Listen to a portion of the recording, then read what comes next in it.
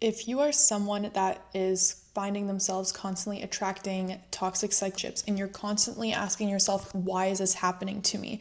Am I just unlucky? Why does this always happen to me? Maybe you end up always attracting someone that is emotionally unavailable, unable to meet your needs, someone that is non-committal, and you're constantly finding yourself in this position where you keep trying to find someone and it just never lasts. It doesn't work out in the way that you wanted to. And you're constantly in this state of, what am I doing? In this video, I'm going to reveal how to integrate shadow work into your relationships so that you will completely change the way that you perceive relationships and men for the rest of your life. The truth is that the relationships we attract, it is because there is some part of our shadow self that is wanting to go after that experience. There is some part of us that actually feels good being in that dynamic, even though it doesn't make sense on the outside. Okay, why would we want someone that is emotionally unavailable? Why would we want someone that constantly makes us feel anxious? There is always another layer to that, where there is a part of us that enjoys the constant feeling of wondering, when am I going to get that text back? There's that part of you that's wanting to play the game of, I want to be good enough so that I am chosen by him. And when we were able to bring awareness to those parts of our shadow self, that's where we no longer question, why is this happening? Why am I in this position? You feel like you will again have control over your life and see that it really does come down to a choice. You'll find yourself in a position where you will no longer find these types of experiences with men. And even if it does come up for you, you will be completely turned off by it. In this video, I'm going to break down what shadow work really is and how it is playing in certain areas of your love life, and why you keep repeating the same cycle over and over, and how to stop playing the game, how to transcend this so that you can attract the right person for you, so that you can change how people show up for you, so that you can finally start living your best life and feeling like you are going into relationships confidently.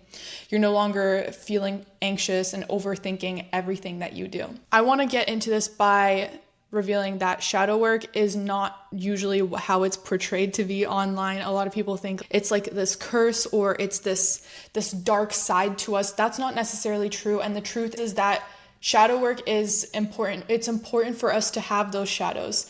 It's not about getting rid of those shadows. It's about being able to integrate the shadows. When you're able to bring awareness to why you keep playing out the same cycles, why you keep attracting the same types of men, why you keep putting yourself in these unwanted situations, you draw the awareness. And honestly, sometimes the awareness in itself is enough for you to break that cycle.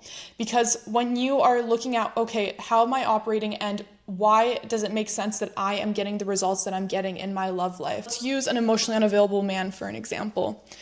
Why does it make perfect sense that you are in this position with a man that is constantly making you a second priority, that's making you question your worth and value? So it's seeing, how are you contributing to this? It's so easy to put the focus on someone else, and that's how you continue to play the game. That's how you feel stuck, because it's never going to make sense. Sometimes there's a part of us that's where we're asking ourselves, why are they doing this to us? Sometimes you're just not going to get the why. And honestly, sometimes there's also a component of, it's just so obvious, but we don't want to believe that. The truth is, so that it makes sense in your logical mind, the reason why he's emotionally unavailable, the reason why he's not texting you back and making you a priority, is because he just isn't in a place in his life right now where he wants that, or he's just simply not that into you. It's really hard sometimes to grasp that of, but I'm doing all these things, but all of these things he said in the moments we shared. Sometimes people are able to have incredible moments with you and still traumatize you. They're still not fully healed. They're not fully able to open their heart to other people. And that's not your job to try to heal them or convince them and work on getting them to a place where they will choose you. It's important to always be able to choose yourself. And if someone's not able to meet your needs and is constantly making you feel like you have to earn their love, then that's not meant for you. And the shadow self, it's going to continue to make you feel like you have to play this game because you have to validate that part of yourself. And it's to step back and really look at the big picture here of actually, I don't need to play this game. And when you're able to approach it from that level of awareness, that's when you end the cycle. Another component of our shadow self is that we tend to avoid facing those parts of ourselves. The part of ourself that is constantly anxious, for example, the part of us that even wants to maybe people please, we never take the time to really dissect why we do the things that we do. And I have a very certain perspective on people pleasing. I think that people pleasing is actually very toxic. And this is coming from someone who has been a people pleaser and has spent a lot of time working on that. And I still catch myself dipping into that people pleasing tendency. But the thing about people pleasing tendency from a shadow work perspective is that it's actually a form of manipulation. You are trying to manipulate another person through your people pleasing on how you're showing up. So you're showing up and you're saying yes to things that you actually don't want to do because you don't want to create conflict or hurt their feelings or upset them. Maybe there's a part of you that is people pleasing where you're overcompensating, you're doing too much. The amount of clients I've worked with where they're planning the dates and they're trying to do all these things for these men and they're just like, why isn't it enough? It's not about it being enough. It's just simply that's not how you're going to get the man that you want to show up for you in the way that you need. Nor should you ever have to go above and beyond doing all these things and then never being appreciated for it. That's not your person to begin with. But the problem with that is when you approach it from the lens of I'm a people pleaser and that's just how I've always been, or the shadow has a sneaky way of creeping up on us and we start to think, oh, well, actually, like there's a part of you that feels like you are selfless for the people pleasing and that people just always take advantage of you and never respect you and people can never meet the favor back that you give to other people. Then you start to put yourself in this other category of I'm just such an overgiving person. Then you start to almost feel sorry for yourself. And that's kind of where victim mentality, that is a shadow that everybody has. Everybody has dipped into victim mentality at one point or another. And if they haven't, then they're not able to really like face those parts of themselves. They're just not ready. And the truth is that some people, they will just never be able to do this type of work because it's uncomfortable at times. It's really uncomfortable to look at yourself sometimes and say, wait a minute, choosing this, I'm playing a role in this. Yes, there are times, don't get me wrong, that you are a victim of your story, 100%. That there are times where something happens in your life and you are a victim in your story.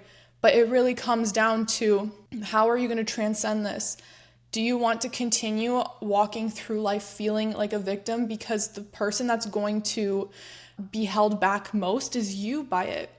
And it's important to call yourself out on those parts of yourself where you're catching yourself thinking, oh, like, I can't do this because of my childhood trauma. I can't do this because my ex-boyfriend ingrained this into my mind that I'm not good enough or that I'm not pretty enough. It's being able to transcend all of that. And it starts by facing your own shadows. A lot of people tend to do personal development work, but not in the way that is going to actually create long-lasting transformation. For example, doing the affirmations, mirror work, self-talk, self-concept work in general, you're changing your perspective, your self-concept, your perception of self. That's super powerful. However, a lot of people skip out on facing the darker side of themselves. They focus on, oh, I'm so incredible, I'm so smart, I'm beautiful, I'm talented. You're filling yourself with all these positive affirmations, and I think that's great. That's powerful. However, it's hard to transcend those old patterns of self-sabotage and cycles. So that's where sometimes you may find yourself in a position where you've been doing affirmations, mirror work, self-talk for a long, long time. You've been in this world for many years, reading all the personal development books, but you still continue to attract those emotionally unavailable men. Even though you feel so much better about yourself, so much more confident, you still somehow get sucked back into it. hello, that was me able to really change my life and my relationships, was being able to face the part of myself that was actively choosing that. It was a very subconscious thing for me. And that's why I love to teach this to people, and I love to teach this to my clients. This is actually primarily what we work on, is being able to dissolve those patterns of self-sabotage and clocking those blind spots that keep playing that same toxic cycle over and over in your life. Yes, the affirmations and self-concept work is so important. However, for you to actually put an end to the cycle, it's bringing awareness. Don't look at this as a trying process of, oh, okay, I actually discovered that there's a part of me that still carries victim mentalities, or part of me that actually wants to maybe feel bad for themselves. One of my shadows was that I actually would tell myself, I just see the good in people, and so I attract people that hurt me. And I really started to call myself out when I started doing the shadow work around that, of I was doing that because there's a part of me that wanted to be the good guy. Because I wanted to portray that, oh, they're a bad guy and I'm the good one. And no matter how much I get hurt, I'm still a good person. And I had to really call myself out of, wait a minute, you're choosing that. Even though it's my own suffering, I'm actively choosing that. Where there was also a component where I wanted maybe people to feel sorry for me. I wanted that empathy. I wanted people to view me as an open-hearted person and forgiving and kind. And I realized actually that's a form of manipulation. Not only that, but I am putting myself in unwanted cycles. So it was about calling myself out and bringing awareness. And once I was aware of, that's simply enough for you to choose different. Because now when you're aware of it, if you catch yourself doing it again, you catch yourself in that situation again, or attracting someone that is making you go into that vibrational place again, where you're just feeling I'm being hurt and they're the perpetrator, then you're again going to bring awareness to it of, oh, I'm playing out this dynamic. And so that's where some people are very aware of what they're doing, but they're not able to move past the awareness stage. Awareness is just the first step of this. The second part is being able to choose different. That's the next part. That's what this all is. You're aware of what you're doing. What am I going to choose to do differently now? How am I going to choose different? And there's going to be some people that hear this information in this YouTube video and they're going to think, well, I'm still confused and I don't understand, and I'm going to try watching another YouTube video about this, or reading another book or podcast, or I'm going to try working with another coach. And then there's some people that are going to watch this YouTube video and they're going to be like, this is the breakthrough I needed. Like, I know what I need to do, because I am someone that is very proactive about this. Sometimes I can just watch a video and I will know exactly what I need to do. It's like an instant download for me. And I believe that everyone has this. It's just your own resistance to it. To really sit with everything, rewatch this, because you're going to start to notice like the answers are going to come to you. Another part that people don't really talk about when it comes to shadow work is whatever you refuse to see in yourself, you'll find in a partner. Now, I want to do this exercise with you guys because this is going to be a really great breakthrough and give you a deeper understanding of what shadows are you currently playing out in your relationships. So grab a pen and paper or in your notes app and write down, what is the most triggering thing that my partner does?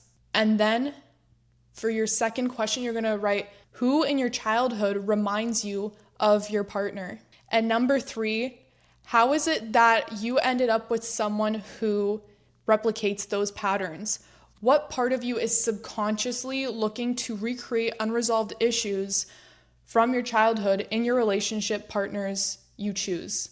And after you write that down, it's important to do this from a place of neutrality. Sometimes some emotions may come up and you might feel guilt, anger, frustration. These are all emotions that may come up, but it's important that you do this from a place of curiosity of, oh, I just learned this about myself, or oh, this is new, I didn't know this. Treat it like a breakthrough of like, oh my God, I'm so happy I drew awareness to this. I'm so happy that I put this together, because this was playing out for quite a long time and I couldn't put my finger on it. I didn't know what was coming up, and now I get it.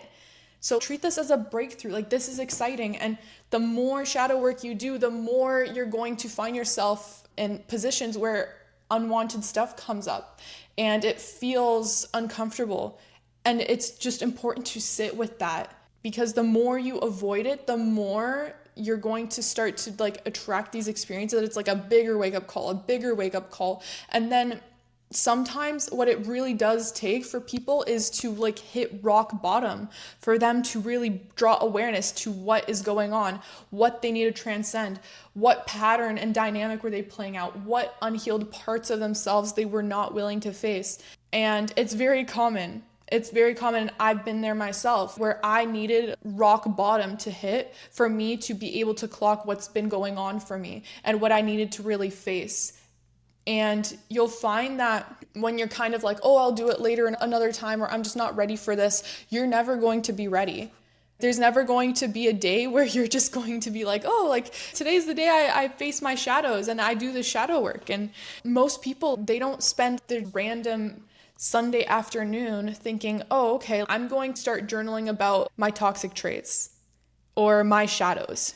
But when you are able to face those parts of yourself, it's just going to be like you've revealed some truths to yourself, and you're just going to feel at peace. And you're going to start to notice that a lot of this actually has nothing to do with your partner or your relationships. It's an internal shift, and it's going to start to bring you a lot of clarity. And you're no longer going to be looking for answers outside of you. You're going to start to actually get downloads. I know this sounds woo-woo. I tell this to my clients all the time, but it's true. And they start to eventually get to a place where they coach themselves through it, because you have it within you. It's just being someone that's able to integrate things very fast, where you don't need someone to hold you by the hand and tell you, okay, this is what you need to do. This is what you need to do. Could you imagine if you needed someone to hold your hand and help you make every decision in life?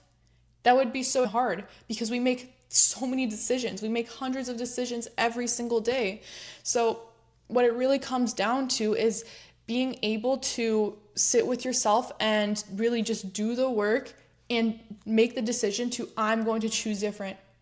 Bring the awareness to what's coming up for you from the exercise, and really start journaling around that of, okay, but what else? To go into some patterns as well that are very common for people to have with their shadows playing out. So this will bring you some more awareness around this. Now, again, back to what I was saying, a lot of you might be thinking, okay, but like, how is this going to make him text me or show up in my life? How is this going to get me my dream man? How is this going to get me the commitment I want? How is this going to fix my problems? It's a very great question to ask, and I've been there myself. And it's getting to a place where you are just more focused on, how can I become better? How can I become the best version of myself?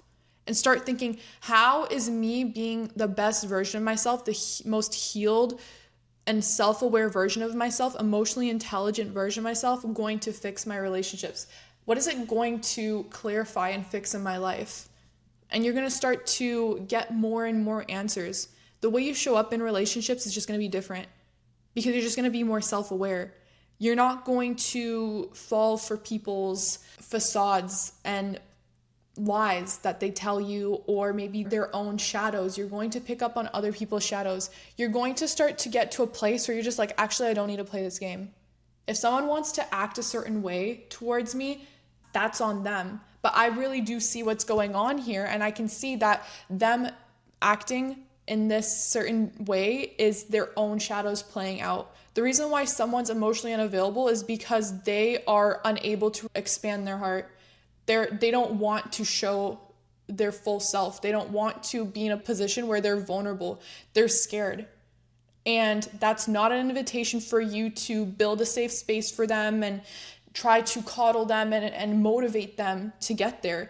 It's not your job to be a coach and heal every single person that you come across. That's not your job, to constantly be the one that's like trying to hold people accountable and hold them up to a better version of themselves. Because if they don't want to, they just simply won't, and there's no changing that.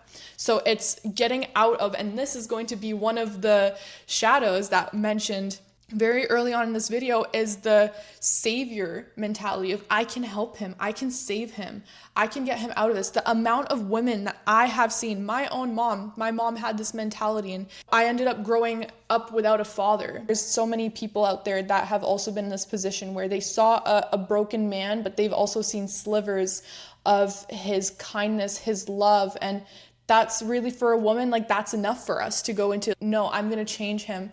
I'm going to help him. I'm going to bring him out. I'm going to help him stop fighting his demons. Don't be that girl. Because if he doesn't want to, he won't. He won't. And love isn't enough. Love isn't enough for someone to change. Never forget that. So that's kind of going into, again, like the rescuer. The shadow behind that believes that she isn't worthy of being chosen unless she's useful. You have to provide this tremendous value of changing his life so that he chooses you and that he's grateful and appreciates you and sees you as his savior, but he won't. And oftentimes the women that have tried to help these types of men, they actually end up turning it around on them because they are also unhealed. They have their own shadows. When you're playing in this territory, you're going for an unhealed person, and they're going to turn their stuff around and put it towards you. No, the reason why my life is like this is because of you. The reason why I'm going through this is because of you. And I made all these sacrifices because of you. Don't go being anyone's savior. Number 2, the chaser. The one that's slightly out of reach. You're constantly going after the emotionally unavailable man that is unsure of what he wants. He's unsure of you. He's showed you very early on that he likes you and you guys have great chemistry, but he's just not ready. He's not there yet. But he gives you these mixed signals that's enough for you to keep chasing and playing this game of, oh, like maybe better, like maybe he'll change his mind and I just haven't met someone that I have this great connection with. It's all a game. And it's like your shadow part telling you of there's some sort of familiarity in this, and you get really caught up in thinking this is love, this passion, this chemistry, this like a constant feeling of uncertainty. And it's a high that you get. It's important to call yourself out on that. That's where you're able to break the cycle and see it for what it is of, oh, this isn't love. This is me just being addicted to the feeling of experiencing these highs and these lows with a man because I mistake that for love. I mistake the intensity for love. It's not. There is a part of you that is also afraid to fully go into a relationship. I see this all the time where he's emotionally unavailable and he doesn't want to commit and he's so like hot and cold. The reason why you are in that, and this is shadow speaking, and if this is triggering for you, this is good. This is good because that means that there's a part of you that you need to sit with that, and it's going to change everything. I always urge people, if there's something in my content that I speak about, it's triggering for you, don't allow your shadow to go in and start like making judgment of, oh, it's this and that, and I don't agree in this and that. Like, explore it. Try to approach it from neutrality and curiosity. Why is this bothering me? Why does this trigger me? Where is it coming from? You'll find so much clarity in why you are going after these emotionally unavailable men is because there's some part of you that doesn't feel good with too much intimacy. You actually don't feel like you want to be in a committed relationship. There's some discomfort around it. And maybe you also can get yourself into a place where you're overthinking it. And sometimes it can be just a slight shift of, wait a minute, why do I think a relationship is all this commitment? That I'm going to be in a situationship with someone for 6 months when I could easily be in a relationship with someone and we'd still be doing the same thing. The only difference would be a label. Don't allow yourself to fall into the game. If you want commitment and someone's telling you, oh, just wait longer, like, no. It's actually just a game of them trying to tell you, I'm not there yet. I'm not serious about you. I like you. This is convenient, but I actually just don't really want to take it to the next step and fully commit. I want to have other options and I want to be able to back out of this at any given point if I need to. So it's really important for you to be able to see that perspective as well. Going into the third type of common shadows that I see for people is the overgiver. You give past the point of resentment, then punish them for taking.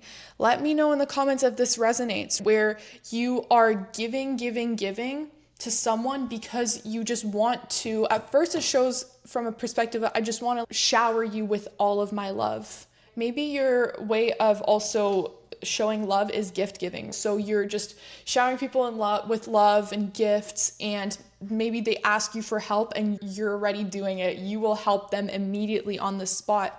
But then it gets to a point where you start doing stuff for someone and then you feel resentment for it because you don't feel like you're getting what you want out of the transaction, out of the situation. You feel like you're the one constantly giving, and they don't give back. And you start to eventually resent them for it. And so the shadow behind that is you can't ask directly. What this means is that you are unable to be confrontational and be direct with people and say, hey, I feel like you're not really carrying your weight in this relationship, or I just feel like I'm the one constantly overgiving and you're just not really in it. Instead of having that conversation, you silently resent them.